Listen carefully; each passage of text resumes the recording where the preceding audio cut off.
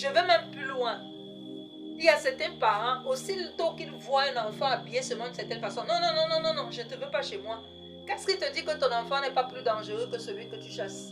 Qu'est-ce qui te dit que celui qui a les locks là, comme vous êtes souvent bloqués, les gens sont tellement coincés, ils pensent que tout se limite à l'apparence. Un enfant peut avoir des boucles aux oreilles, je dis deux boucles aux oreilles, qu'il a un cœur pur qu'un enfant qui tient la Bible matin, midi, soir. Le tout c'est la fondation, le tout c'est la base, le tout c'est la manière dont on a bâti un enfant. Et tout enfant bien bâti dès le bas âge, désolé vraiment, il s'éloignera de beaucoup de choses. La Bible est claire là-dessus. C'est parce qu'on n'a pas fait le travail qu'il fallait. Alors Dieu me dit de dire même aux hommes de Dieu en ce soir, faites le travail qu'il faut dès le bas âge. Certains hommes de Dieu ne tuent pas leurs enfants.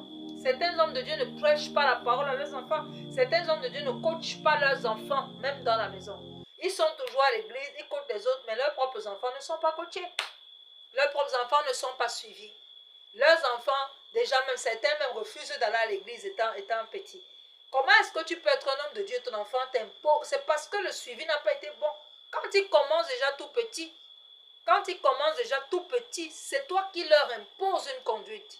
C'est-à-dire qu'à un moment donné, ils s'adaptent. C'est pourquoi je parlais tout à l'heure de la consécration. Ils sont consacrés de manière inconsciente. Et ils grandissent dans ça. Même s'il y a des égarements, après, ça va se repositionner parce que la parole est déjà en eux.